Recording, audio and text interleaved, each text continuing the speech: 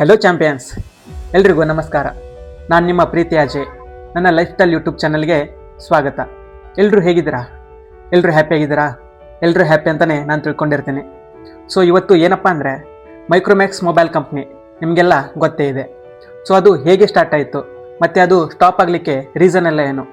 So ಇದನ್ನೆಲ್ಲ ಮಾಹಿತಿ ಈ ವಿಡಿಯೋದಲ್ಲಿ ತಿಳ್ಕೊಳ್ಳೋಣ. ಸೊ ಬನ್ನಿ, ಯಾವುದೇ ಲೇಟ್ ಮಾಡದೆ ಈ ವಿಡಿಯೋನ ಸ್ಟಾರ್ಟ್ ಮಾಡೋಣ.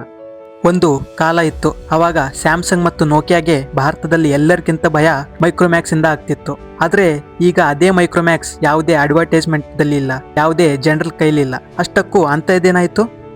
ಮೈಕ್ರೋಮ್ಯಾಕ್ಸ್ ಶುರುವಾಗಿದ್ದು 2000 ಇಸ್ವಿಯಲ್ಲಿ. ಈ ಕಂಪ್ನಿಯ ಮಾಲೀಕರಾದ ರಾಹುಲ್ ಶರ್ಮಾ ಮತ್ತು ಅವರ ಫ್ರೆಂಡ್ಸ್ ಸೇರಿ ಮೈಕ್ರೋಮ್ಯಾಕ್ಸ್ ಕಂಪ್ನಿನ ಸ್ಟಾರ್ಟ್ ಮಾಡಿದ್ರು. ಆದ್ರೆ ಮೊದಲಿಗೆ ಇದು ಮೊಬೈಲ್ ಕಂಪ್ನಿ ಆಗಿರಲಿಲ್ಲ. ಬದಲಿಗೆ ಗ್ರಾಮೀಣ ಭಾರತದಲ್ಲಿ ವಿದ್ಯುತ್ ಸಮಸ್ಯೆಗೆ ಇನ್ವರ್ಟರ್ ಮತ್ತು UPS ಮಾಡ್ತಿದ್ರು.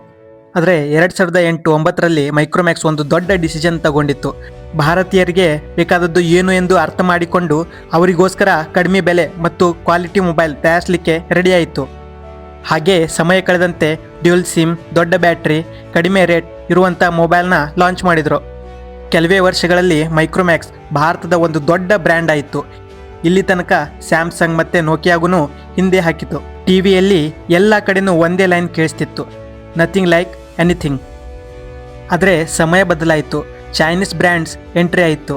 ಶೋಮಿ, ಓಪೋ, ವಿವೋ ಭಾರತಕ್ಕೆ ಬಂದು ಈ ಬ್ರ್ಯಾಂಡ್ಸ್ ಎಲ್ಲವೂ ಕ್ವಾಲಿಟಿ ಕ್ಯಾಮ್ರಾ, ಹೊಸ design, fast update, new technology introduce ಮಾಡಿತು. ಆದರೆ ಮೈಕ್ರೋಮ್ಯಾಕ್ಸ್ ಅಲ್ಲೇ ಸ್ಟಾಪ್ ಆಯಿತು. ಅದೇ ಓಲ್ಡ್ ಡಿಸೈನ್, ಸಮಯಕ್ಕೆ ಅಪ್ಡೇಟ್ ಆಗಿರಲಿಲ್ಲ, ಸಾಫ್ಟ್ವೇರ್ ಬಗ್ಗೆ ಯಾವುದೇ ಕೇರ್ ಮಾಡಿರಲಿಲ್ಲ ಮತ್ತು ಕಸ್ಟಮರ್ನ ರಿಕ್ವೈರ್ಮೆಂಟ್ಸ್ಗಳ ಬಗ್ಗೆ ಗಮನ ಕೊಟ್ಟಿರಲಿಲ್ಲ. ಹಾಗೆ ಸಮಯ ಕಳೆದಂತೆ ಕ್ವಾಲಿಟಿ ಇಶ್ಯೂ ಜಾಸ್ತಿ ಆಯಿತು. ಕಸ್ಟಮರ್ಗಳ ಟ್ರಸ್ಟ್ ಕಳೆದುಕೊಳ್ತು. ಪಬ್ಲಿಸಿಟಿ ಎಲ್ಲ ಸ್ಟಾಪ್ ಆಗ್ತಾ ಹೋಯಿತು. 2017ರ ನಂತರ ಮೈಕ್ರೋಮ್ಯಾಕ್ಸ್ ಸಂಪೂರ್ಣ ಮಾರ್ಕೆಟಿಂದ ಕಣ್ಮರೆ ಆಯಿತು. ಒಂದು ಟೈಮ್ನಲ್ಲಿ ಇಂಡಿಯನ್ ಪ್ರೈಡ್ ಬ್ರ್ಯಾಂಡ್ ಇಂದು ಒಂದು ಕೇಸ್ ಸ್ಟಡಿ ಆಗಿಬಿಟ್ಟಿತ್ತು. ಮೈಕ್ರೋಮ್ಯಾಕ್ಸ್ನ ಕತೆ ನಮಗೆ ಏನು ಕಲಿಸುತ್ತೆ ಅಂದರೆ, ಕೇವಲ ಕಡಿಮೆ ಬೆಲೆ ಇದ್ದರೆ ಅಷ್ಟೇ ಸಾಕಾಗುವುದಿಲ್ಲ. ಹಾಗೆಯೇ ನೀವು ಕೂಡ ಸಮಯದೊಂದಿಗೆ ಬದಲಾಗದಿದ್ದರೆ ಮಾರ್ಕೆಟ್ ನಿಮ್ಮನ್ನು ಬದಲಾಯಿಸಿಬಿಡುತ್ತೆ. ಮೈಕ್ರೋಮ್ಯಾಕ್ಸ್ ಸೋತಿಲ್ಲ, ಅದು ಸಮಯಕ್ಕೆ ಬದಲಾಗಲಿಲ್ಲ ಅಷ್ಟೇ. ಒಂದು ಕಾಲದ ಕಿಂಗ್ ಇಂದು ಒಂದು ನೆನಪು ಮಾತ್ರ. ಸೊ ನೋಡಿದ್ರಲ್ಲ ಫ್ರೆಂಡ್ಸ್, ಇದು ಮೈಕ್ರೋಮ್ಯಾಕ್ಸ್ನ ಕಥೆಯಾಗಿತ್ತು. ನೀವು ಕೂಡ ಮೈಕ್ರೋಮ್ಯಾಕ್ಸ್ನ ಯಾವುದಾದ್ರೂ ಮೊಬೈಲ್ ಯೂಸ್ ಮಾಡಿದ್ರಾ? ಅದರ ಮಾಡೆಲ್ ನಂಬರ್ ಏನಾದರೂ ನೆನಪಿದ್ರೆ ಕಮೆಂಟ್ ಬಾಕ್ಸಲ್ಲಿ ತಿಳಿಸಿ.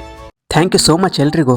ನಿಮ್ಮ ಒಂದು ಸಬ್ಸ್ಕ್ರೈಬ್ ನಮ್ಮ ಮುಂದಿನ ವಿಡಿಯೋಗೆ ಮೋಟಿವೇಶನ್ ಆಗುತ್ತೆ. ಸೊ ಪ್ಲೀಸ್ ಎಲ್ಲರೂ ಸಬ್ಸ್ಕ್ರೈಬ್ ಮಾಡಿ, ಲೈಕ್ ಮಾಡಿ, ಶೇರ್ ಮಾಡಿ.